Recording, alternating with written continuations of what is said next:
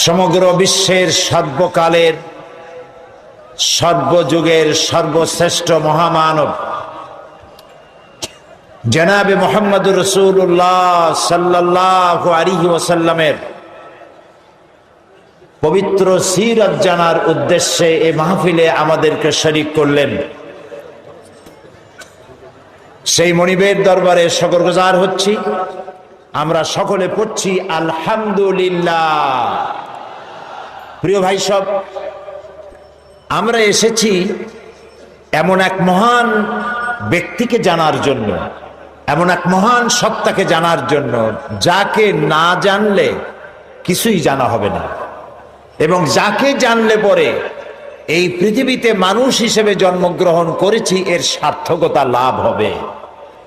সেটা মুসলমানদেরও যেমন, সেটা হিন্দু খ্রিস্টান বৌদ্ধ যারা তাদের জন্য তেমন, সমস্ত জাতির জন্য আল্লাহ রাব্বুল আলামিন তাকে পাঠিয়েছিলেন। তিনি অন্যান্য নবীদের মতো শুধুমাত্র একটি গোষ্ঠীর জন্য আসেন নাই। তিনি অন্যান্য জাতির মতো, অন্যান্য নবীদের মতো একটা এলাকার জন্য নবী হয়ে আসেন নাই। মুহাম্মদুর রাসূলুল্লাহ সাল্লাল্লাহু আলাইহি ওয়াসাল্লাম এসেছিলেন বিশ্ববাসীর জন্য। সুবহানাল্লাহ।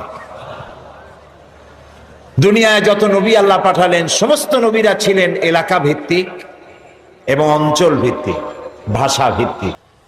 প্রিয় ভাই সব, এক মহাসমুদ্র। রাসূলুল্লাহ নামাজ পড়তেছিলেন। হযরত ওমর রাদিয়াল্লাহু তাআলা আনহু তখনও কাফির,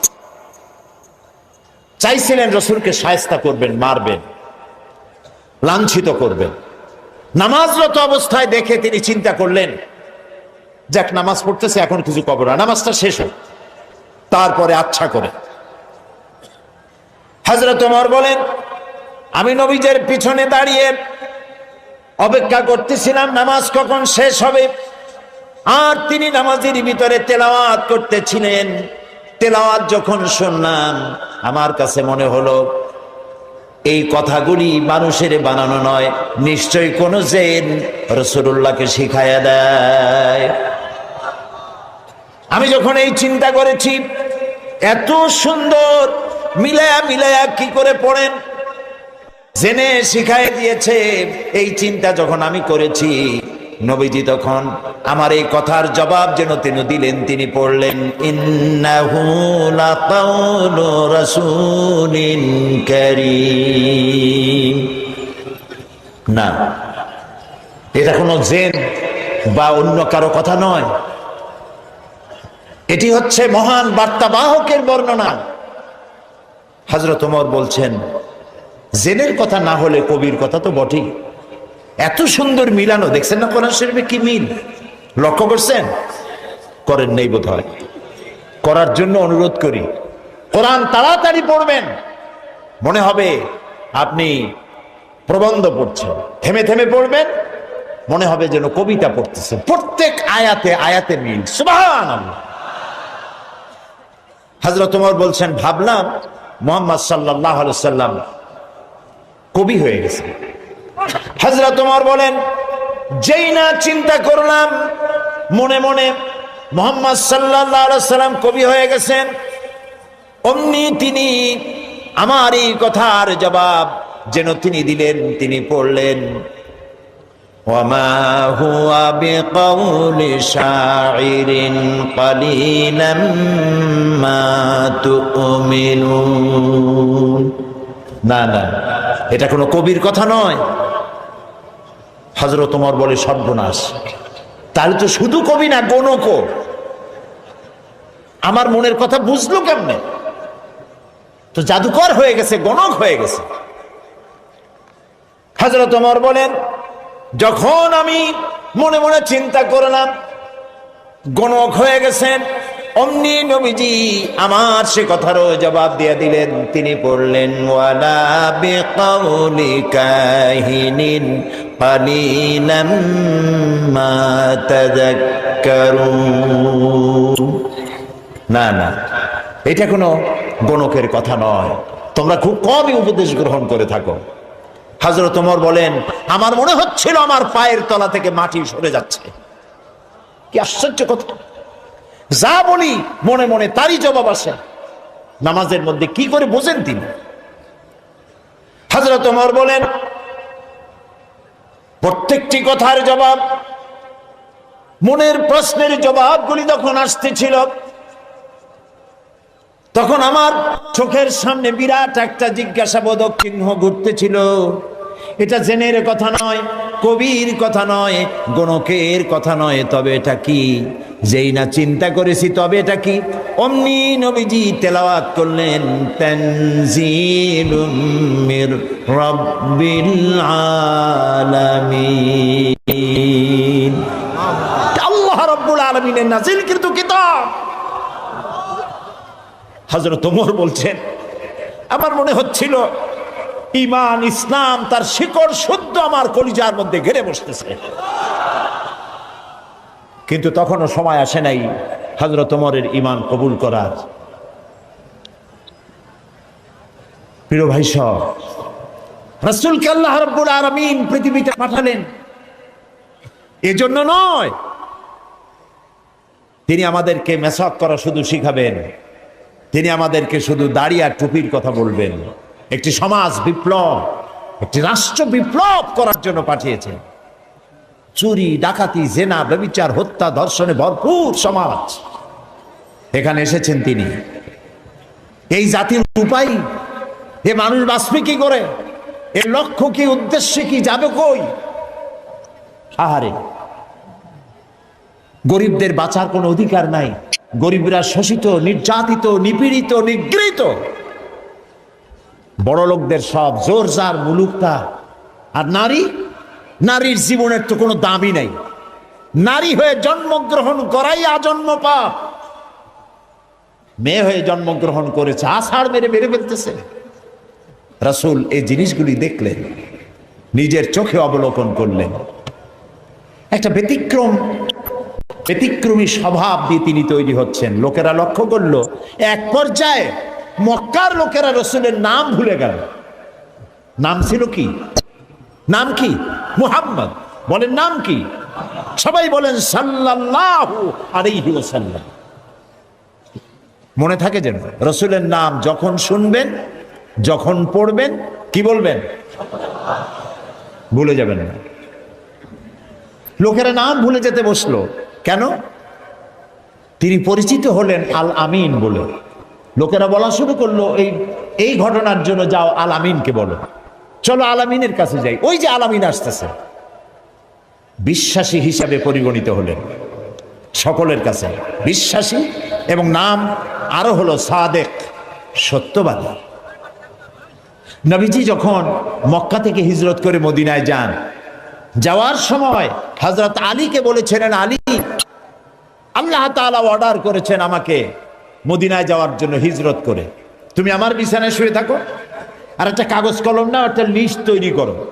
হযরত আলী বলেন, আমি লিস্ট দিলাম আমানতে। সেই আমানত যারা রাখছে অধিকাংশ কাফেরের আমানত রাখছে। কার কাছে? মুহাম্মদ সাল্লাল্লাহু আলাইহি ওয়াসাল্লামের কাছে আমানত রেখেছে। কেন? কাফেরেরাও বুঝতো যে সব নেতার পিছনে ঘুরি, এগুলো শয়তানের চাইতেও খারাপ। মুহাম্মদ সাল্লাল্লাহু আলাইহি ওয়াসাল্লামের সাথে বিরোধিতা করি নেতাদের জ্বালায় পড়িয়া। আসলে তার মতো ভালো মানুষ আকাশের নিচে জমিনের উপরে আর নাই। কাফেরেরাও বুঝতো।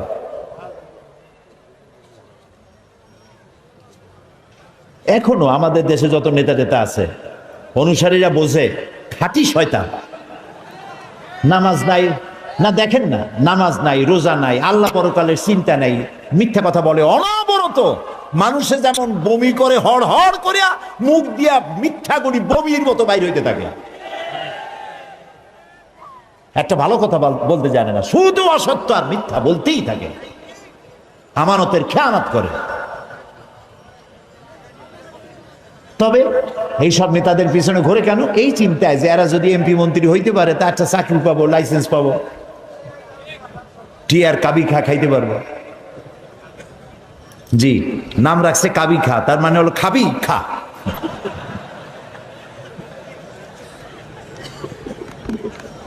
নবী করিম সাল্লাল্লাহু আলাইহি ওয়াসাল্লাম আপনার আমার জীবন, আমাদের মা বাপের জীবন উৎসর্গ হোক রাসূলের কদম মোবারকের উপরে।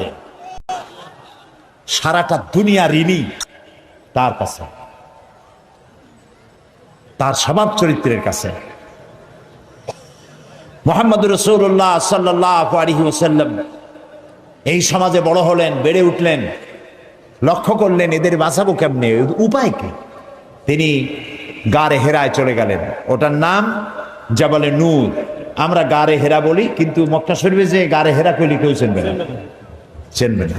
জাবালে নূর, ওই জাবালে নূরে উঠলেন, অনেক উঁচা। আল্লাহ দয়া করে আমাকে একবার ওঠার তৌফিক দিয়েছিলেন, একবার উঠছি। তাতেই তখন তো আমার শরীর টরীর অনেক ভালো ছিল, ভালো মানে মোটা ছিলাম বেশি। উঠতে গিয়ে 3 বোতল পেপসি খাওয়া লাগছে, আর 2-3 দিন উরুতে ব্যথা ছিল। তাহলে চিন্তা করেন কত উঁচা। সেই পাহাড়ের অনেক উঁচায় একটা ছোট্ট জায়গা, একটা রাস্তা আছে একটুখানি, এই সোজাভাবে ঢোকা যায় না, কাত হয়ে কইয়া কাইতেছেন আমাদের দেশে বলে, ওই কইয়া কাইত হয়ে ঢোকা যায়। এবং ওখানে একটা জায়গা আছে যেখানে 2 জন একসাথে নামাজ পড়তে পারে, এরকম একটা গুহা। সেখানে নবী করিম সাল্লাল্লাহু আলাইহি ওয়াসাল্লাম চিন্তা গবেষণা করতে লাগলেন।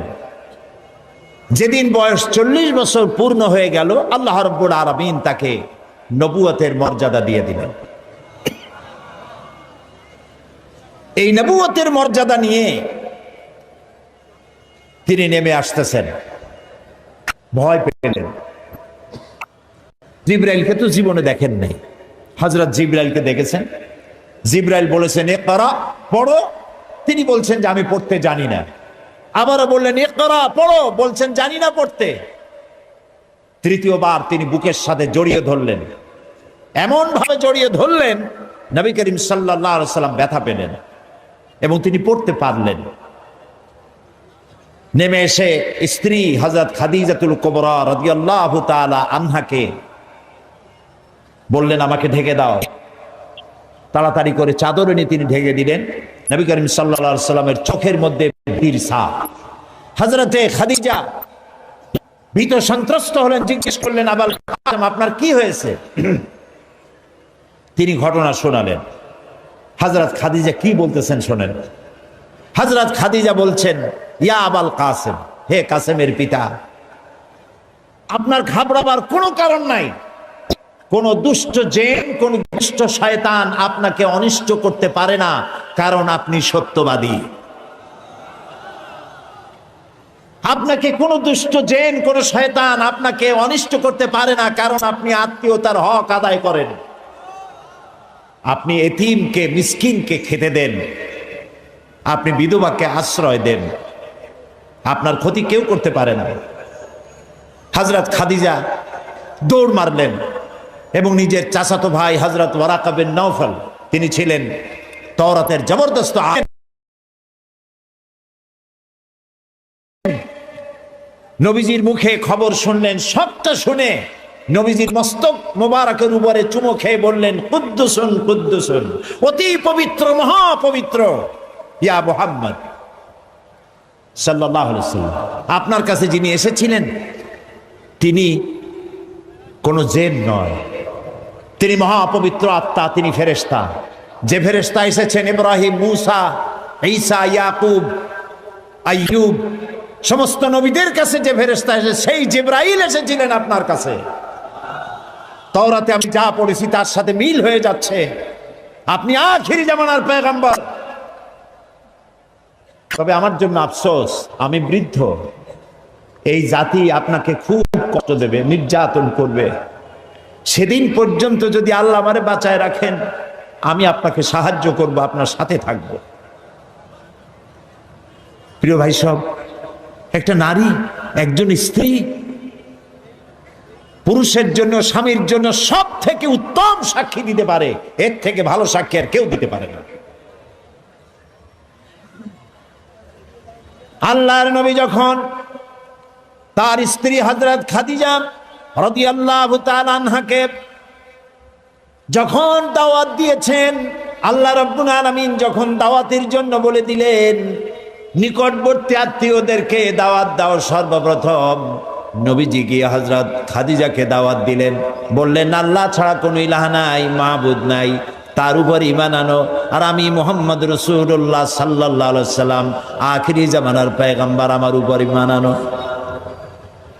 স্ত্রীর জন্য স্বাভাবিক ছিল, স্ত্রী তো কমসে কম স্বামীরে চেনে, কি বলেন আপনারা, চেনে না? সব মানুষকে আপনি ধোঁকা দিতে পারবেন, সব মানুষকে আপনি চোখে ধুলা দিতে পারবেন, কিন্তু স্ত্রীকে ভাঙিয়ে দিতে পারবেন না, ঠিক কিনা বলবেন? স্ত্রী আপনার জন্য ভালোবাসা দিতে পারে, জীবন দিতে পারে, সব দিতে পারে, কিন্তু ঈমান আনা অত্যন্ত কঠিন।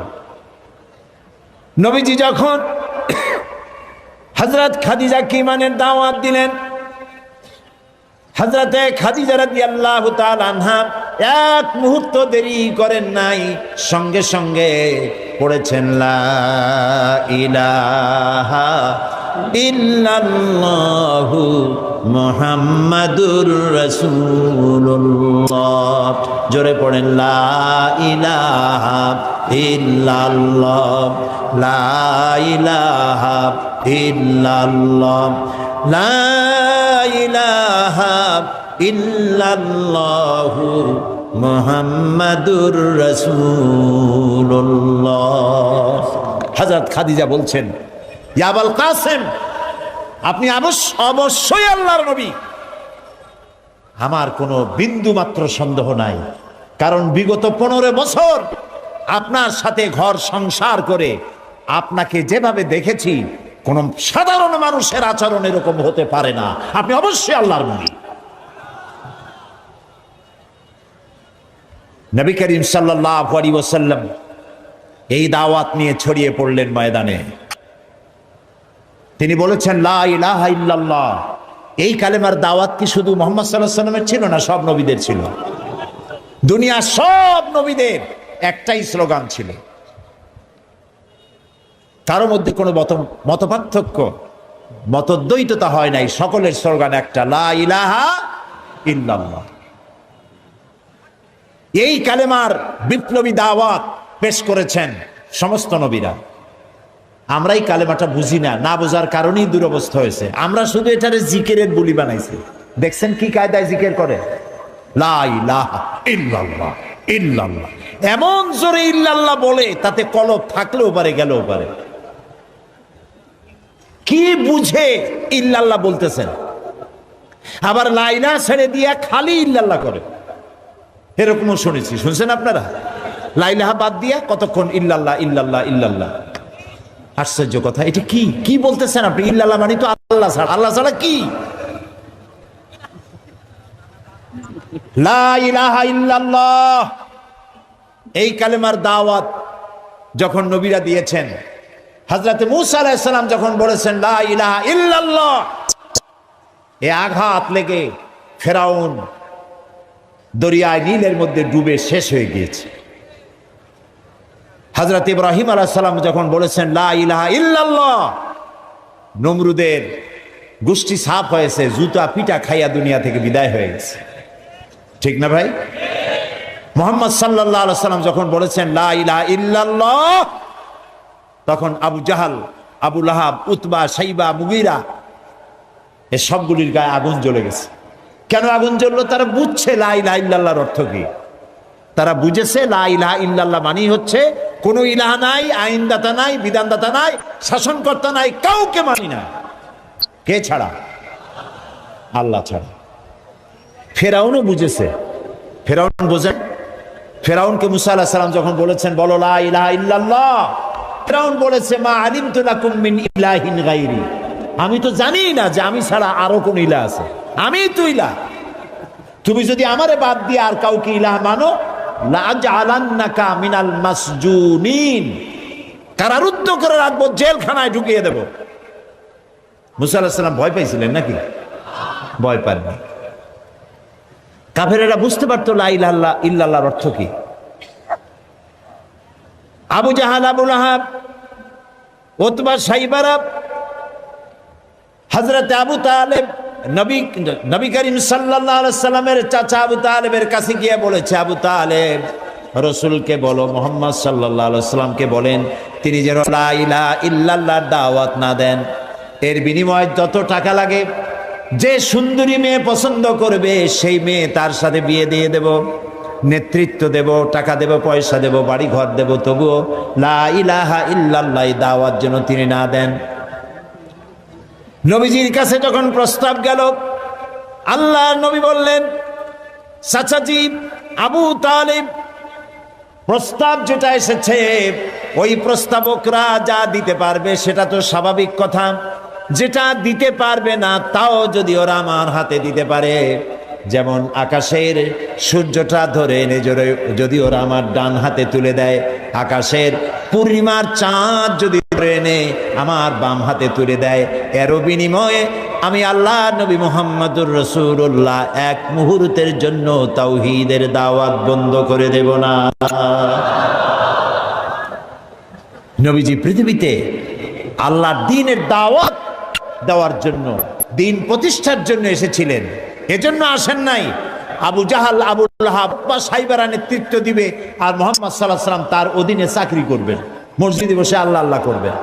মূসা আলাইহিস সালামকে এজন্য পাঠানো হয়নি যে তিনি ফেরাউন রাজত্ব করবে আর তিনি তার অধীনে থেকে আল্লাহ বিল্লাহ করবেন, এজন্য পাঠানো হয়েছে।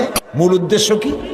আল্লাহ রাব্বুল আলামিন বলেন, হুয়াল্লাযী আরসালা রাসূলাহু বিল হুদা ওয়া দীনিল হক লিইয়ুযহিরাহু আলাদ-দীনি কুল্লিহি ওয়া কাফা বিল্লাহি শাহীদা। আল্লাহ তাআলা তিনি রাসূলকে প্রেরণ করেছেন দ্বীনে হক আর সত্যের বিধান সহকারে, যাতে করে পৃথিবীর সব মতবাদের উপরে ইসলামকে তিনি বিজয়ী করে দিতে পারেন। নবী করিম সাল্লাল্লাহু আলাইহি সাল্লাম মক্কি জীবনে এই কাজটি তিনি চালু করলেন। নবী করিম সাল্লাল্লাহু আলাইহি সাল্লামকে আল্লাহ রাব্বুল আলামিন সব রকমের সম্মান এবং মর্যাদা দিয়ে পৃথিবীতে পাঠালেন দ্বীনকে প্রতিষ্ঠা করার জন্য। 13 বছর সময় লাগলো মক্কায়। কয় বছর লাগলো? 13 বছর। এই 13 বছর দ্বীনের দাওয়াত দিতে থাকলেন মানুষের দুয়ারে দুয়ারে গিয়ে, গোপনে, রাত্রে, দিনে। আল্লাহর মেহেরবানি লোক তৈরি হয়ে গেল। আবু বকর, ওমর, ওসমান, আলী, খাব্বাব, খুবাইব রিদওয়ানুল্লাহ তাআলা আলাইহিম আজমাইন, এই সব লোক তৈরি হয়ে গেল। কেমন লোক তৈরি হলো? যে হযরত ওমর রাসূলকে হত্যা করতে আসছিলেন, সেই ওমরকে আল্লাহ এমন দরজায় পৌঁছায় দিলেন, রাসূল বললেন, লা নাবিয়্যা বাদি ওয়ালা রাসূলা, আমার পরে নবীও হবে না, রাসূলও হবে না, কিন্তু আমার পরে যদি কেউ নবী হতো লাকান ওমর, ওমরে আল্লাহ নবী বানাই দিতেন। সুবহানাল্লাহ বলুন। এইসব লোক তৈরি হয়ে গেল। 13 বছর সময় লাগলো। আল্লাহ রাব্বুল আলামিন হিজরতের অর্ডার দিয়ে দিলেন। নবীজি এবার মক্কা শরীফ থেকে রওনা করেছেন। গভীর রজনীতে হযরতে আবু বকরকে সঙ্গে করে নিয়ে রওনা করলেন। জাবালে মিসফালার ভিতর দিয়ে, জাবালে কেদোয়ার উপর দিয়ে যাওয়ার সময় বারবার কাবার দিকে ফিরে তাকায় কাঁদতে লাগলেন আর বলতে লাগলেন, কাবারে, বড় আশা ছিল তোর খেদমত করব, কিন্তু তোর নিষ্ঠুর সন্তানেরা তোর কাছে আমারে থাকতে দিল না রে। নবীজি হযরত আবু বকর রাদিয়াল্লাহু তাআলা আনহুকে সঙ্গে নিয়ে জাবালে সুরে চলে গেলেন। হজরে রক্ত হয়ে গেল। হযরত আবু বকর বলেন, আর উপায় নাই, ধরা পড়ে যাব, এই গুহার মধ্যে গিয়ে আমরা আশ্রয় নেই। গুহার ভিতরে গিয়ে আশ্রয় নিলেন। সকালবেলায় কাফির বেঈমানেরা খুঁজতে খুঁজতে ওই পর্যন্ত এসেছে। একজন বলে পায়ের চিহ্ন এখানে শেষ, ভিতরে আছে, আর একজন বলে নাই। একজন বলে আছে, আর একজন বলে নাই। হযরত আবু বকর বলেন, ইয়া রাসূলুল্লাহ, আমরা ধরা পড়ে গেছি, আর উপায় নাই। এটা এত স্বল্প গভীর গুহা, বসতে পরে মাথা দেখা যায়, শুয়ে হাঁটু উঁচু করলে হাঁটু দেখা যায়, আর বাঁচার উপায় নাই। আল্লাহ রাব্বুল আলামিনের হাবিব তখন বললেন, কোরআনে কারীমের মধ্যে সূরা তাওবায় আল্লাহ শোনাই দিয়েছেন, ইয়াকুলু লিসাহিবিহি লা তাহজান ইন্নাল্লাহা মা'ানা। হে আমার বন্ধু, হে আমার সাথী, ভয় পেও না, আমরা দুইজন নই, আমাদের সাথে আর এক সত্তা আছে, তার নাম কি? সবাই বলেন। আল্লাহ রাব্বুল আলামিন তার হাবিবকে বাঁচালেন না ধরাই দিলেন? বাঁচাইছেন কিনা? দিনের বেলায় ঘুমায় থাকতেন, রাতের বেলায় চলতেন, 13 দিন সময় লাগলো। মক্কা শরীফ থেকে লোকেরা, কাফেরেরা রাসূলকে ধরার জন্য সুরাকাকে পাঠিয়ে দিল।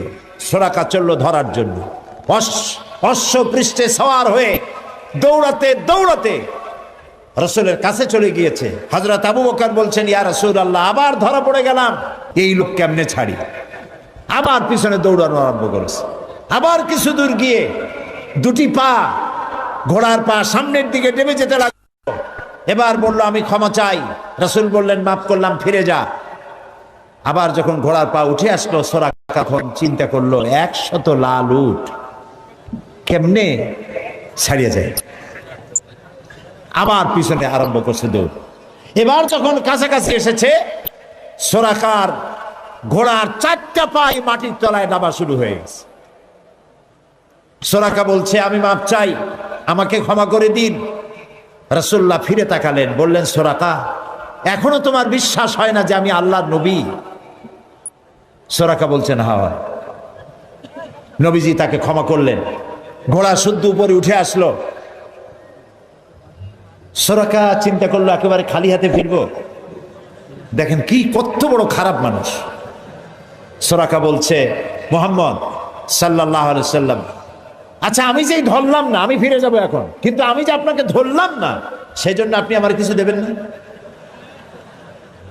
মানুষ কত খারাপ হতে পারে চিন্তা করে। নবীজি রাগ করলেন না। নবীজি বললেন, হ্যাঁ দেব। কি দেবেন? নবীজি বললেন, তোমাকে আমি পারস্য সম্রাটের মুকুট তোমার মাথায় পরিয়ে দেওয়া হবে। সুরাকা মুখটা মলিন হয়ে গেল। কিভাবে সম্ভব? কইল কি? এটা কি সম্ভব কথা?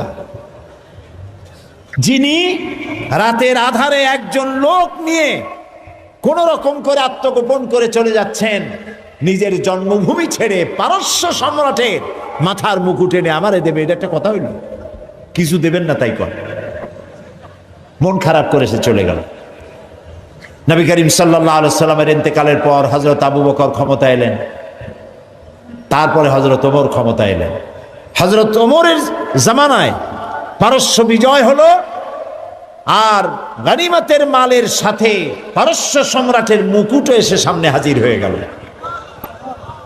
হযরত ওমর লক্ষ্য করে দেখলেন গনিমতের মালের মধ্যে হীরা মণিমুক্তা খচিত চকচক করছে, পারস্য সম্রাটের মাথার মুকুট। হযরত ওমর বললেন, কেউ চলে যাও তো, সুরাকাকে ডেকে নিয়ে আসো। সুরাকা তখন বুড়ো হয়ে গেছে, দাড়ি চুল পেকে বৃদ্ধ হয়ে গেছে। সুরাকাকে কাছে ডেকে হযরত ওমর নিজ হাতে পারস্য সম্রাটের মুকুটটা সুরাকার মাথায় পরিয়ে দিলেন। বললেন, সুরাকা, আল্লাহর নবীর ওয়াদা কখনো মিথ্যা হয় না। নবীজি মক্কা থেকে মদিনায় পৌঁছে গেলেন। প্রতিমধ্যে খুব ক্ষুধার্ত হয়েছিলেন। প্রতিমধ্যে কখনো খেতে পারতেন, কখনো খেতে পারতেন না। মদিনার কাছাকাছি, বুখারীতে এই বিবরণ এসেছে, কাছাকাছি হওয়ায় যখন হলেন, তখন উম্মে মাহবাদের মা বাড়িতে ছিলেন একটা ঘরে। আবু মাহবাদ কাজের জন্য চলে গেছে। কতগুলি ছাগল ছিল তাদের। এই মরুভূমিতে কোনো খাবার নাই, ঘাস নাই, ছাগল সব, বাচ্চা নাই, দুধ নাই, সব শুকায় গেছে। নবী করিম সাল্লাল্লাহু আলাইহি ওয়াসাল্লাম ক্ষুধার্ত, হযরত আবু বকর ক্ষুধার্ত। বাড়ির মধ্যে গিয়ে ঢুকছেন। উম্মে মাহবাদকে জিজ্ঞেস করলেন, মহিলাকে জিজ্ঞেস করলেন, তোমার ঘরে কি কোনো খাবার আছে? তিনি বললেন, পথিক, আমার ঘরে কোনো খাবার নাই। আচ্ছা, দুধ আছে? তিনি বললেন, না, দুধ পাবো কোথায়? কই যে ওই যে একটা ছাগল দেখা যায়, একটা বকরি দেখা যায়। তো বললো যে, আপনি দেখতে পাচ্ছেন না, এই বকরি কত কৃষ, একেবারে শুকায় গেছে, ওর তো বাচ্চা নাই, ও দুধ দেবে কেমনে? রাসূলুল্লাহ বললেন, তুমি বকরিটা আমার কাছে নিয়ে আসো। মহিলা বকরিটা কাছে নিয়ে এলেন। রাসূলুল্লাহ বকরির ওলানে, ওলান বলে না, ওলানে হাত দিলেন। উম্মে মাহবাদ বললেন, আমি তাকিয়ে থাকলাম, বকরি তার দুটি ঠ্যাং ফাঁক করে দিল পেছনে, আর ওলান বড় হয়ে মাটিতে ঠেকে গেল। রাসূলুল্লাহ বললেন, একটা পাত্র নিয়ে আসো। একটি পাত্র আনা হলো। বড় এক পাত্র দুধে ভরে গেল। রাসূলুল্লাহ পাত্র থেকে ঢেলে দিলেন, তুমি খাও। নিজে খাইলেন, হযরত আবু বকরকে খাওয়ালেন। পাত্র পরিপূর্ণ থাকলো। বলল, তোমার স্বামী এলে তাকে দিও। রাসূলুল্লাহ চলে গেলেন। আবু মাবাদ বাড়ি ফিরেছেন, মুখ শুকনা। হঠাৎ করে দুধের দিকে চোখ পড়লো। বলল, তুমি দুধ পাইলা কই? আবু মাবাদ বলছে, পুরুষ বলছে যে আমি তো সারাদিন কষ্ট করেছি, কিছু খাই নাই, তুমি দুধ পেলে কোথায়? উম্মে মাবাদ বললেন, আমাদের বাড়িতে দুইজন মেহমান আসছিলেন এবং যা ঘটনা ঘটলো পুরা ঘটনা তিনি শোনালেন। আবু মাবাদ জিজ্ঞেস করেন, আচ্ছা বলো তো লোকটি কেমন, দেখতে কেমন? উম্মে মাবাদ বলছে, আবু মাবাদ, আমি সেই পুরুষটির কথা কি বলবো, আমার জীবনে এত সুন্দর সুপুরুষ আমি জীবনে দেখি নাই। তার চক্ষু আনত, তিনি উপরের দিকে তাকায় কথা বলেন না, প্রয়োজনের বেশি একটি কথাও বলেন না। তার চলা, তার বসা, তার কথা, মুখের বাণী মণিমুক্তার মতো আমি সারা জীবনে এমন মানুষ দেখি নাই। আবু মাবাদ বৃদ্ধ মানুষ সব শুনে বলল, খুব সম্ভব তওরাতে যে শেষ নবীর কথা শুনেছি নিঃসন্দেহে তিনিই হবেন, আমার ভাগ্য খুলে গিয়েছে। প্রিয় ভাই সব, রাসূলকে আল্লাহ রাব্বুল আলামিন এমন সৌন্দর্য দিয়েছিলেন, পৃথিবীতে এত সুন্দর সুপুরুষ পৃথিবীতে আর আছে নাই। এই দুনিয়ার কোন শিল্পী তার তুলি দিয়ে রং দিয়ে এত সুন্দর ছবি আঁকাইতে পারবে না পৃথিবীর কোন মানুষ। কারণ এই ছবি এঁকেছিলেন যিনি, তিনি শিল্পীর শিল্পী। তিনি কে?